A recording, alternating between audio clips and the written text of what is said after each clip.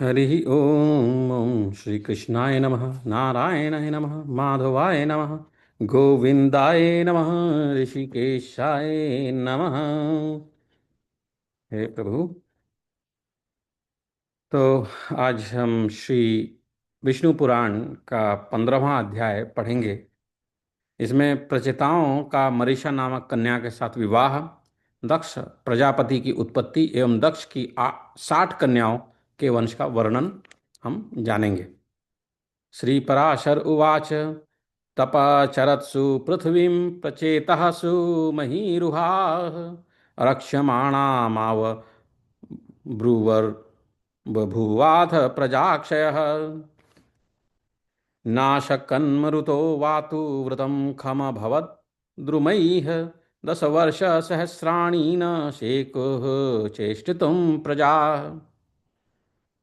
पराशर ऋषि कहते हैं इधर कि प्रचेताओं के तपस्या में लगे रहने से कृषि आदि द्वारा किसी प्रकार की रक्षा न होने के कारण पृथ्वी को वृक्षों ने ढक लिया और प्रजा बहुत कुछ नष्ट हो गई।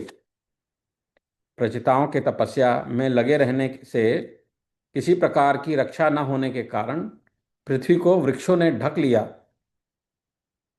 और प्रजा बहुत कुछ नष्ट हो गई। तपः चरत्सु पृथ्वी प्रचेतःसु महीरुहाः रक्ष्यमाणाम अभ्रूर्बभूवात् प्रजा क्षयः। प्रजा का क्षय हुआ। आकाश वृक्षों से भर गया था, इसलिए 10,000 वर्ष तक न तो वायु ही चला और न प्रजा ही किसी प्रकार की चेष्टा कर सकी। नाशकन मरुतो वातुम व्रतम खमभवद द्रुमैः 10 वर्ष सहस्राणि न शेकुश्चेष्टितुं प्रजाः तान् दृष्ट्वा जलनिष्क्रान्ताः सर्वे क्रुद्धाः प्रचेतसः मुखेभ्यो वायुमग्निं च ते सृजन् जातमन्व्यवः। जल से निकलने पर उन वृक्षों को देखकर प्रचेतागण अति क्रोधित हुए और उन्होंने रोषपूर्वक अपने मुख से वायु और अग्नि को छोड़ा। तान् दृष्ट्वा जल निष्क्रांताः सर्वे क्रुद्धाः प्रचेतसः मुखेभ्यो वायुमग्निं च ते सृजन् जातमन्यवः। उन्मूलानाथ तान् वृक्षान् कृत्वा वायुरशोषयत तान् अग्निः दहद्धोरस्तत्राभूद्रुम संशयः। वायु ने वृक्षों को उखाड़ उखाड़ कर सुखा दिया और प्रचंड अग्नि ने उन्हें जला डाला। इस प्रकार उस समय वहां वृक्षों का नाश होने लगा। उन्मूलानाथ तान् वृक्षान् कृत्वा वायुरशोषयत् तान् अग्नि दहद घोरः तत्राभूद्रुम संशयः। द्रुमक्षयमथो दृष्ट्वा किंचित् षष्ठेषु साक्षिषु उपगम्या ब्रवीदेतान् राजा सोमः प्रजापतीन्। तब वह भयंकर वृक्ष प्रलय देखकर थोड़े से वृक्षों के रह जाने पर उनके राजा सोम ने प्रजापति प्रजताओं के पास जाकर कहा। द्रुमक्षयमथो दृष्ट्वा किंचित् चिष्टेषु शाखिषु उपगम्य ब्रवीदेतान् राजा सोमः प्रजापतीन्। क्या कहा? उन्होंने कहा कि कोपम यक्षत राजानः शृणुध्वं च वचो मम संधानं वह करिष्यामि सह शेतेरहम्। हे नृपतिगण, आप क्रोध शांत कीजिए और मैं जो कुछ कहता हूं सुनिए। मैं वृक्षों के साथ आप लोगों की संधि करा दूंगा।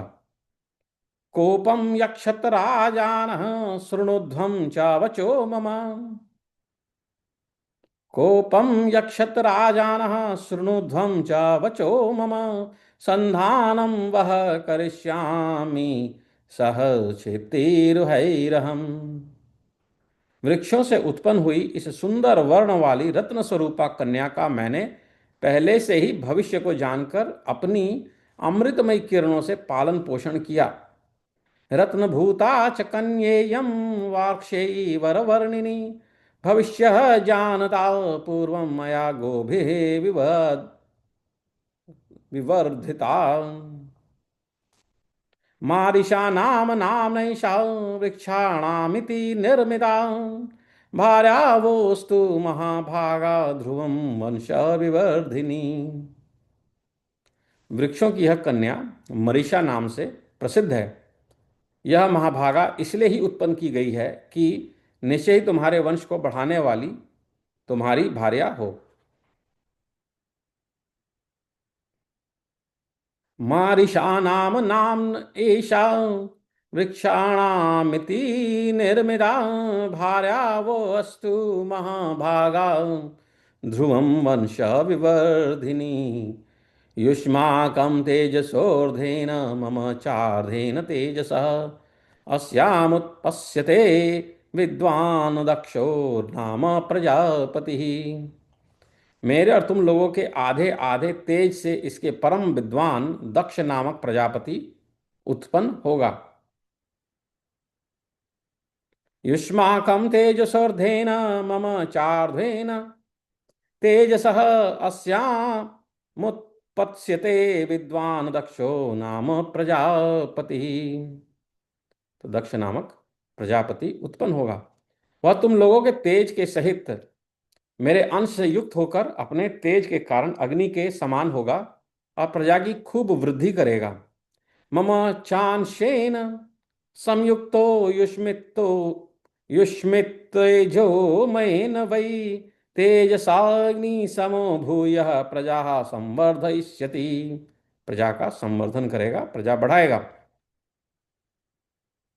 कंडोर्नाम मुनिः पूर्वमासीद द्वेदविदाम्बरः सुरम्ये गोमती तीरे स तेपे परमं तपः। पूर्व काल में वेदविद्ताओं में श्रेष्ठ एक कंडू नामक मुनीश्वर थे। उन्होंने गोमती नदी के परम रमणीक तट पर घोर तप किया। कंडो नाम मुनि पूर्वम् आसीद् वेदविदाम्बरः सुरम्ये गोमती तीरे स तेपे परमं तपः।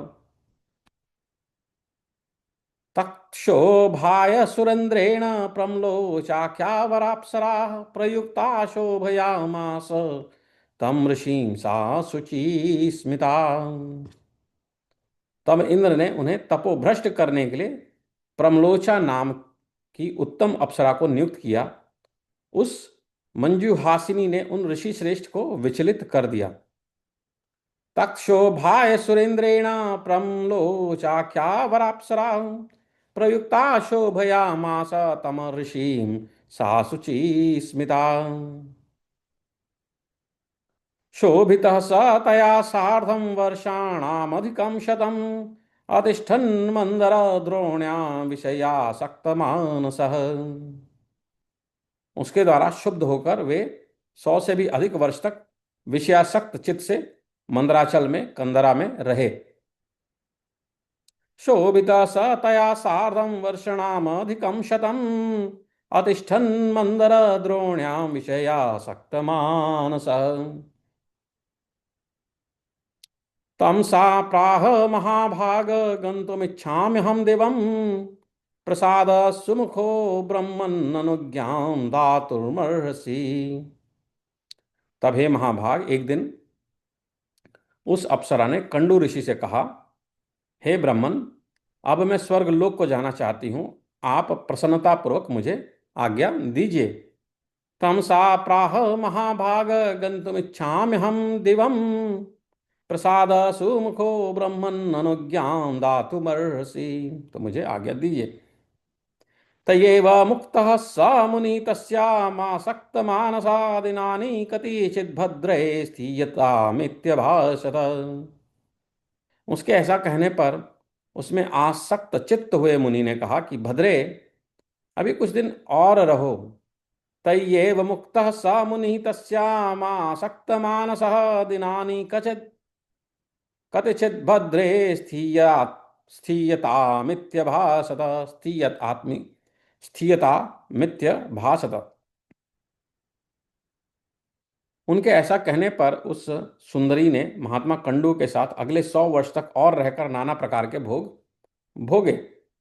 एवं मुक्ता ततस्तेन साग्रं वर्षशतं पुनः बुभुजे विषयांस्तन्वी तेन साकं महात्मना। अनुज्ञां देहि भगवन् व्रजामि त्रिदशालयम् उक्तस्तथेति स पुनः स्थीयतामित्यभाषत।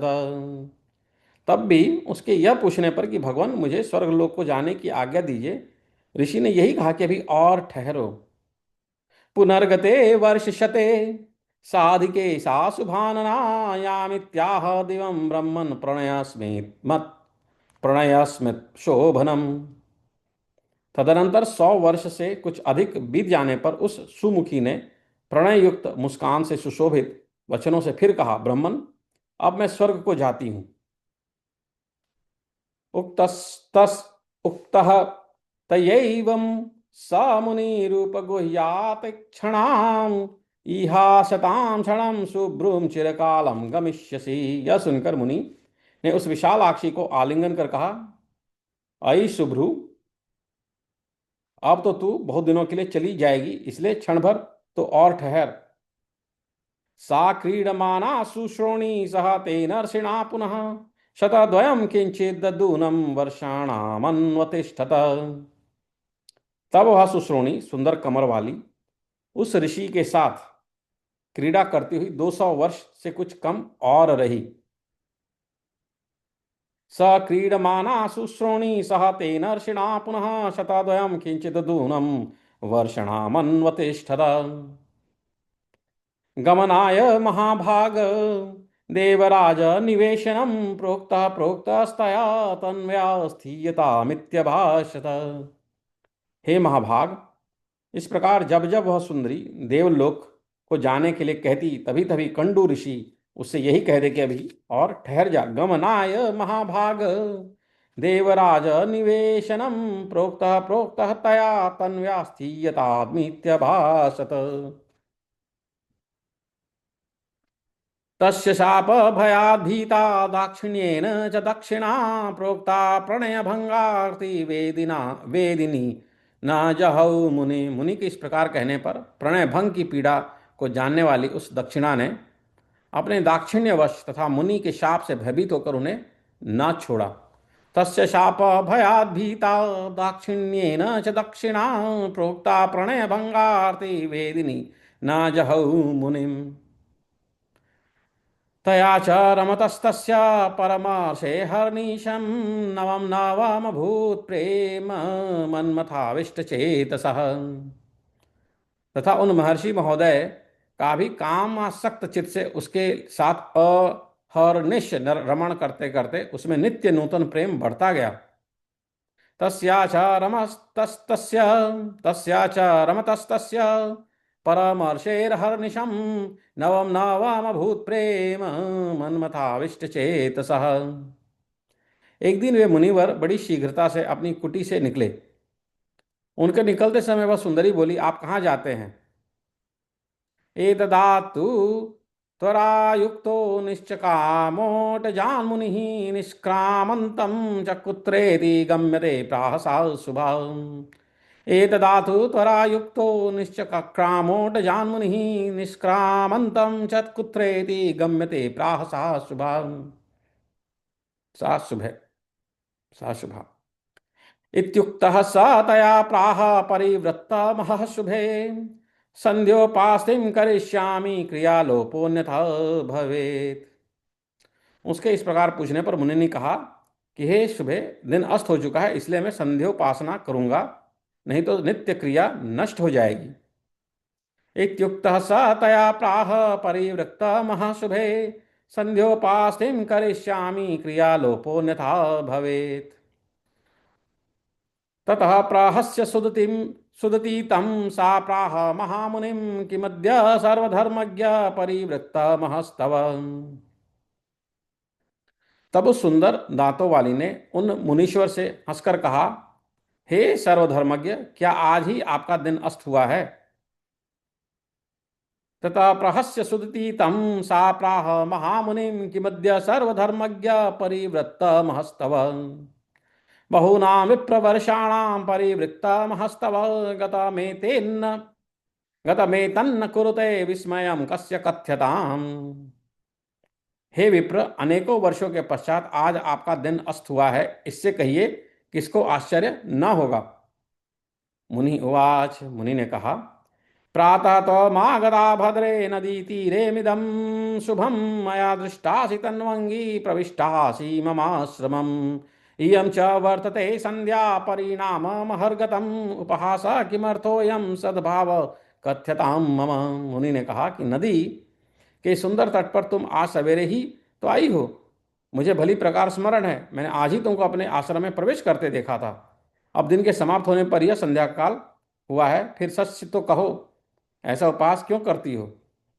प्रातः त्वमागता भद्रे नदी तीरमिदं शुभम मया दृष्टासि तन्वंगी प्रविष्टासि ममाश्रयम् इयं च वर्तते संध्या परिणाममहर्गतम् उपहास किमर्थोऽयं सद्भाव कथ्यतां मम। प्रम्लो उवाच, प्रत्युष्यागता ब्रह्मन् सत्यमेतन्नतामृषा नव नन्वस्य तस्य कालस्य गतान्यब्द ततानि ते गतान्य शब्द शतानि ते। ब्राह्मण, आपका यह कथन कि तुम सवेरे आई हो ठीक है, ठीक ही है, इसमें झूठ नहीं, परंतु उस समय को तो आज सैकड़ों वर्ष हो चुके हैं।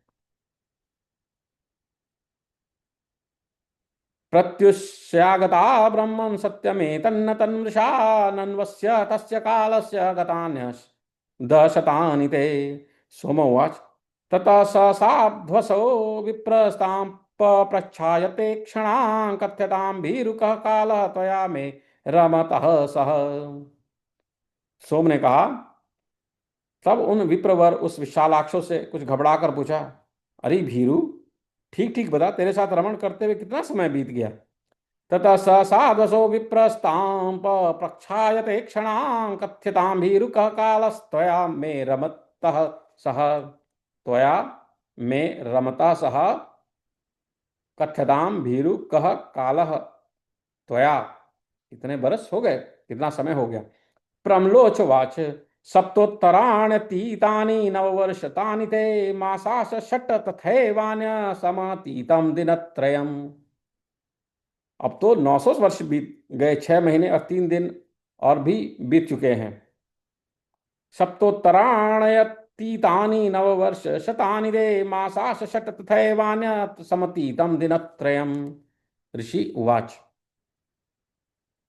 अयि भीरु, यह तो ठीक कहती है, या हे शुभे, मेरी हंसी करती है। मुझे तो ऐसा ही प्रतीत होता है कि मैं इस स्थान पर तेरे साथ केवल एक ही दिन रहा हूं। सत्यम भीरु वद ये तत्परिहासोत्थवाप शुभे दिनमेकमहं मन्ये त्वया सार्धमिहासितम्।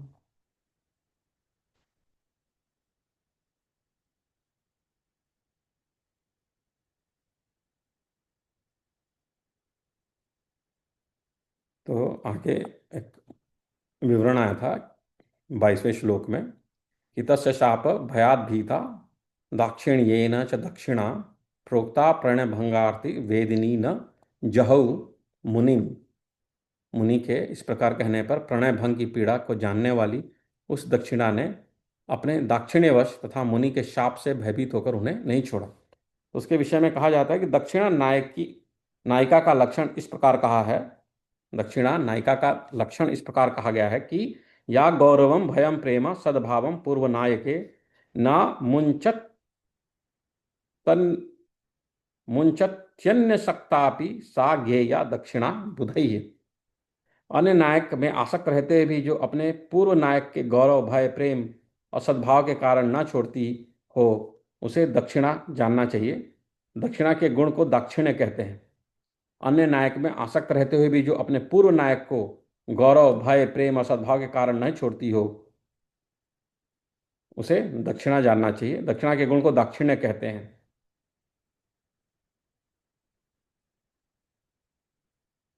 तो प्रणय भंग की पीड़ा को जानने वाली उस दक्षिणा ने अपने दाक्षिण्यवश तथा मुनि के शाप से भयभीत होकर उन्हें नहीं छोड़ा। अच्छा।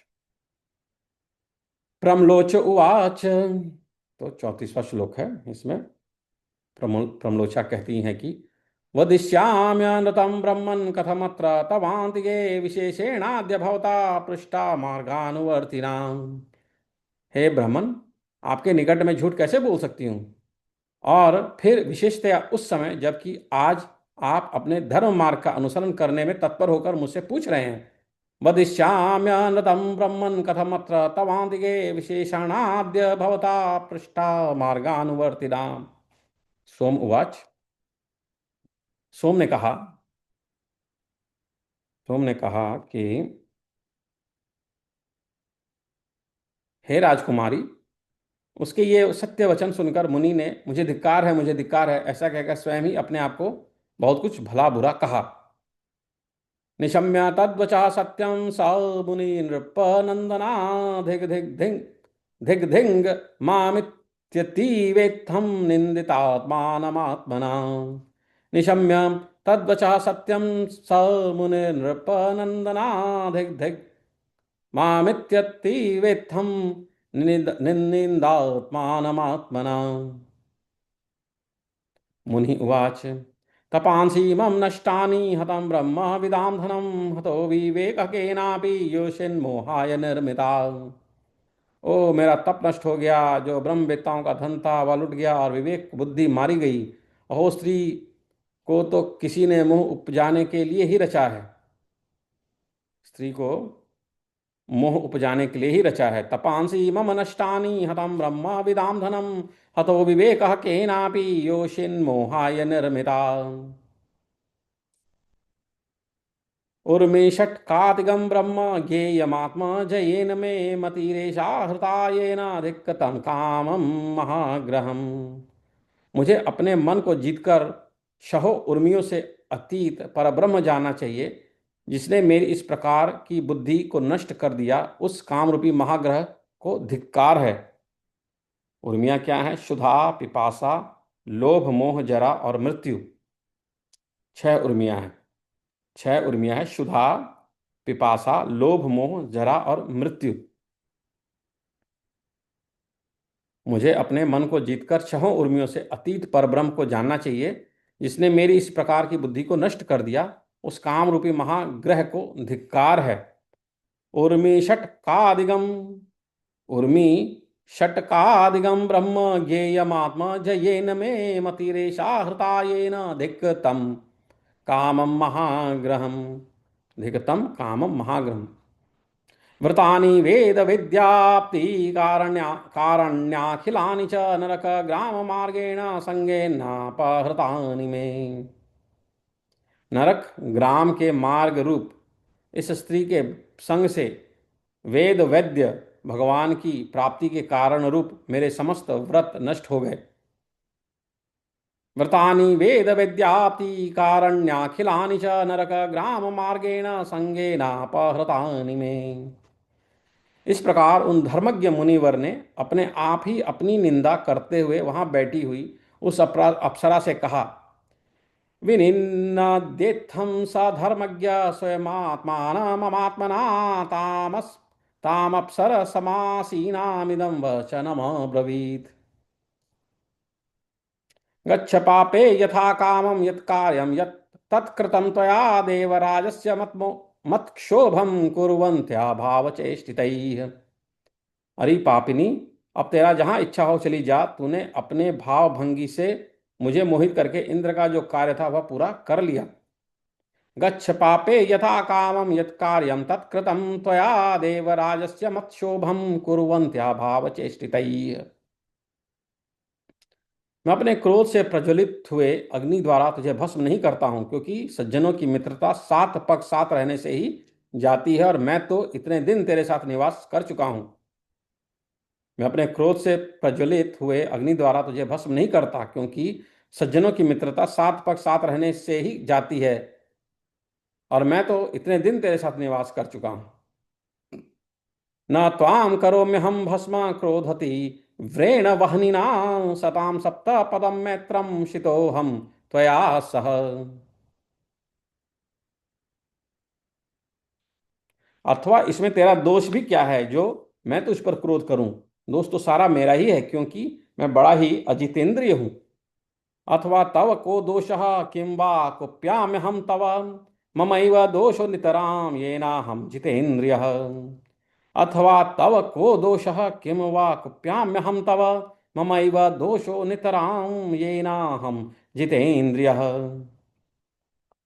तू महामोह की पिटारी और अत्यंत निंदनीय है।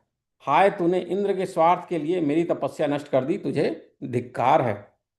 यया शक्र प्रियार्थिन्या कृतो मे तपसो व्ययः त्वया धिक्ता महामोहम मंजुषाम सुजुगुप्सिताम्। सोम ने कहा, यावदित्थं स विप्रर्षेस्तां ब्रवीति सुमध्यमां तावद गलस्तव स्वेद जलासा बभूवाति वे पुथः। वे ब्रह्मर्षि उस सुंदरी से जब तक ऐसा कहते रहे तब तक वह भय के कारण पसीने में सरोबार होकर अत्यंत कांपती रही। यावदित्थं स विप्रर्षिस्तां ब्रवीति सुमध्यमां तावद गलस्त तावद गलत सवेद जला सा बभूवाति वे पुथः। इस प्रकार जिसका समस्त शरीर पसीने में डूबा हुआ था और जो भय से थर थर कांप रही थी, उसे प्रमलोचा से मुनि श्रेष्ठ कंडू ने क्रोधपूर्वक कहा, अरे तू चली जा, चली जा। प्रवेपमानां सततं स्विन्न गात्रलतां सतीं गच्छ गच्छेति सक्रोध मुवाच मुनिसत्तमः। प्रवेपमानां सततं स्विन्ना गात्रलतां सतीं गच्छ गच्छेति सक्रोध मुवाच मुनिसत्तमः। सा तु निर्भीत्सिता तेन विनिष्क्रम्य तदाश्रमादाकाशगामिनी स्वेदं ममार्जं तरुपल्लवैः। तब बार बार फटकारे जाने पर वह उस आश्रम से निकली और आकाश मार्ग से जाते हुए उसने अपना पसीना वृक्ष के पत्तों में पोंछा। वृक्ष के पत्तों से अपना पसीना पोंछा।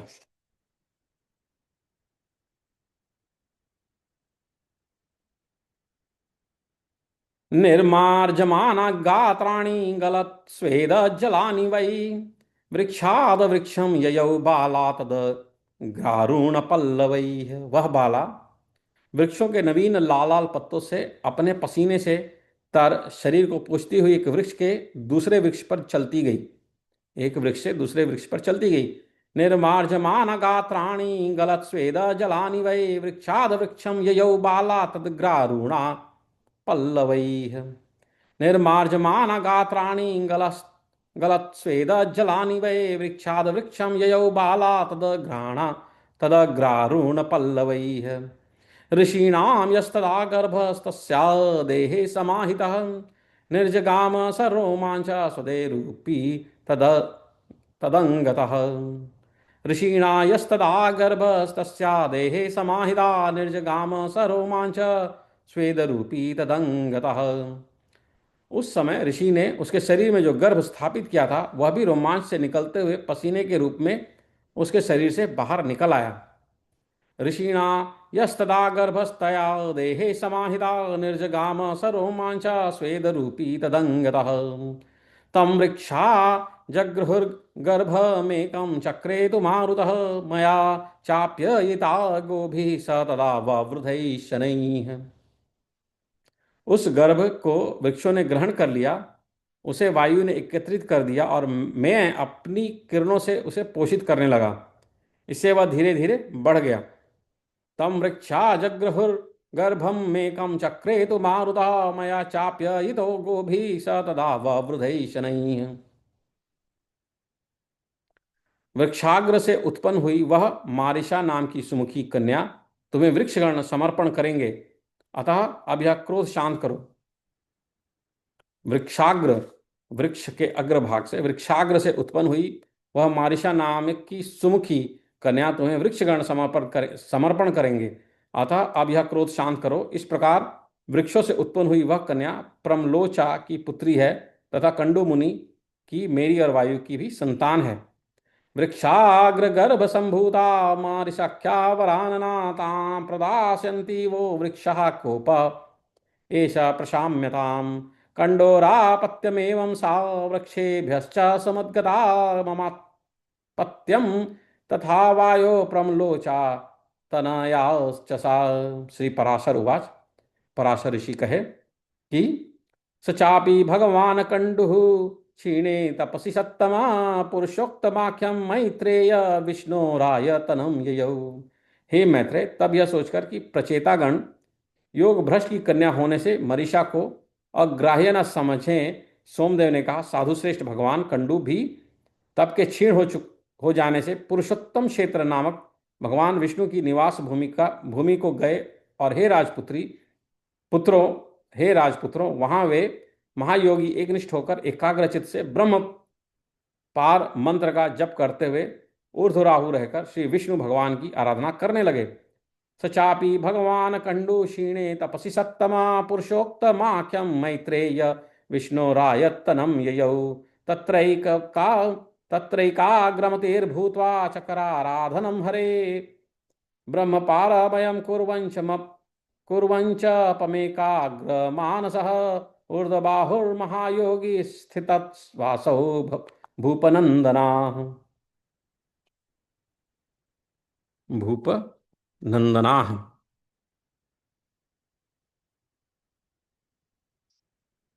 प्रचेतसः ऊचुः। ब्रह्मपारं मुने श्रोतुम् इच्छामः परमं स्तवं जपता कंडुना देवो येनाराध्यत केशवः। हम कंडू मुनि का ब्रह्मपार नामक परम स्तोत्र सुनना चाहते हैं, जिसका जप करते हुए उन्होंने श्री केशव की आराधना की थी। ब्रह्मपारम मुने श्रोतुम् इच्छामः परमं स्तवं जपता कंडुना देवो येनाराध्यत केशवः। तो वो उस श्लोक को सुनना चाहते हैं। वो श्लोक जो है अब सोम बताएंगे। तो सोम ने कहा कि हे राजकुमारों, वह मंत्र इस प्रकार है कि श्री विष्णु भगवान संसार मार्ग की अंतिम अवधि हैं, उनका पार पाना कठिन है, वे पर से भी पर अर्थात अनंत हैं, वे आकाश आदि से भी पर अर्थात अनंत हैं, अतः सत्य स्वरूप हैं। तपोनिष्ठ महात्माओं को ही वे प्राप्त हो सकते हैं, क्योंकि वे पर अनात्म प्रपंच से परे हैं तथा पर इंद्रियों के अगोचर परमात्मा हैं और भक्तों के पालक एवं उनके अभिष्ट को पूर्ण करने वाले हैं। वे कारण पंचभूत के कारण पंच तन्मात्रा के हेतु तामस अहंकार और उसके भी हेतु महतत्व के हेतु प्रधान के भी परम हेतु हैं, और इस प्रकार समस्त कर्म और कर्ता आदि के सहित कार्य रूप से स्थित सकल प्रपंच का पालन करते हैं।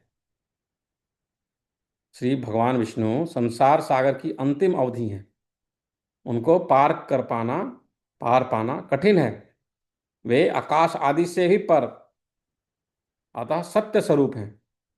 तपोनिष्ठ महात्माओं को ही वे प्राप्त हो सकते हैं, क्योंकि वे अनात्म प्रपंच से परे हैं तथा इंद्रियों के अगोचर परमात्मा हैं और भक्तों के पालक एवं उनके अभिष्ट को पूर्ण करने वाले हैं।